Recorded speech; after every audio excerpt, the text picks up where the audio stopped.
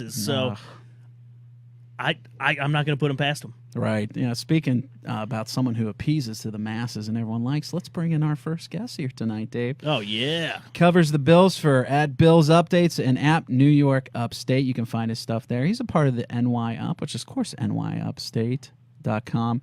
It's our buddy at Ryan Talbot Bills. Ryan, how you doing tonight? Thanks for coming in, my man. Hey, thanks for having me on. I'm doing great. Appreciate it. Well, hey, before we get into the draft here, let's kind of talk about quickly the Bills 2018 season. What did you see overall, Ryan, that encouraged you last year going into 2019? Well, if you start on the offensive side of the ball, it starts with Josh Allen. When he first started early in the season, he made a lot of mistakes on the field. There were some games where he made some very poor throws, some poor decision making.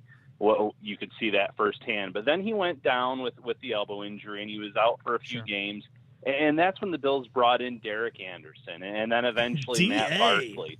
And they had that veteran presence then in the locker room, which I really think helped Josh Allen. So when Josh Allen came back, I'm not saying he made a complete 180 here, but he looked a lot more comfortable in the pocket. He was more aggressive in terms of saying, okay, if there's no one open right away, or if I see some pressure, I'm going to take off with the ball. I'm going to run. And he was obviously very successful as a runner when he came back in that second stint. So, Josh Allen, there were some real flashes there. The deep ball, you saw that on display, especially with Robert Foster, another guy to get really excited about. Here's a guy who slips through the cracks in the draft, goes undrafted, gets a chance in Buffalo early in the year, doesn't really do much, and he gets released and moved to the practice squad. And then when he gets that second opportunity, all of a sudden, he's making all these big plays down the field, and he ends up with, 500-some yards, quite a few touchdowns, really made a good showing for himself later in the year. So there's that chemistry there. Defensively, there's a lot you can say positive about the defense. They're one of the best defenses in the league last year. I think just going into the offseason, they have one of the better secondaries in the league with Tre'Davious White, with Levi Wallace, who really stepped up at cornerback number 2. Taron Johnson played really well out of the slot. And then, even though safety is clearly being undervalued across the league, the Bills have a very good safety tandem in Micah Hyde and Jordan Poyer. Yeah, absolutely. So you wrote a really interesting article on the 25th, Ryan, about some of the things that they could do in free agency. Tell us about a couple guys that you think the Bills should target this offseason. Well, I think it really starts with Matt Paradis of the Broncos, obviously. Here's a guy who all reports right now, at least, are saying that Denver probably is not going to be able to retain him at center. Buffalo's offensive line was a mess last year, and that really did start at center. Russell Bodine and Ryan Groy really struggled in that position. Brendan Bean has spoke about the importance of having a veteran there who can really help at the line in terms of calling out, who's blitzing, who's doing this, who's doing that, make some different changes at the line to help Josh Allen out to make it that much easier for a young quarterback. So I think he's target number one. If they miss out on him, there's Mitch Morse, who's also out there. Sticking with the offensive line, Darrell Williams, the former Carolina Panthers, so Brendan Bean obviously knows him very well.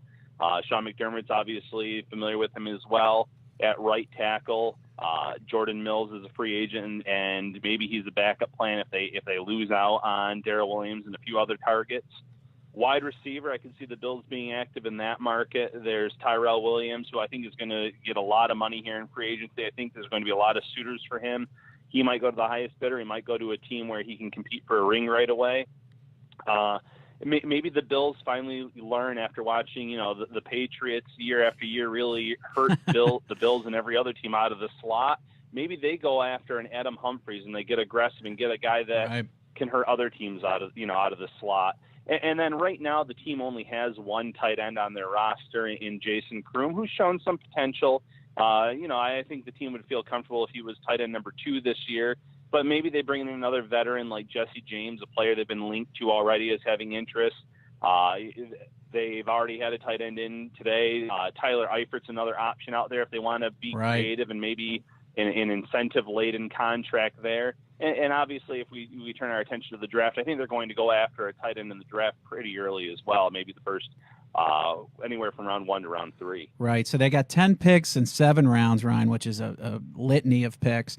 You wrote that you could see a scenario where they trade out of the 9th pick with Washington. Tell us about what you saw there and some possibilities for that pick. Yeah, at 9, I think the Bills have to hope that there's still a quarterback on the board that is coveted. It's looking less and less like Kyler Murray would be there, obviously. Will Dwayne Haskins be there? Probably not. But maybe a team falls in love with Locke. And when the Bills are on the board at 9, a team says, okay, this is our shot to move up and get them. And Washington obviously comes to mind after what happened to Alex Smith.